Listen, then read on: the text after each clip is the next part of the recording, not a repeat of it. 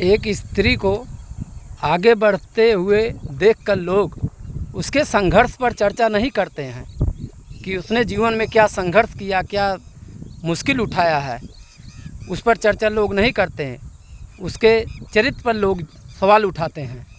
उसको नहीं ये देखते हैं इसने जीवन में कितना संघर्ष किया है, कितनी कठिनाइयों का सामना किया है, तो आज जाकर वह स्त्री इस मुकाम पर पहुंची है।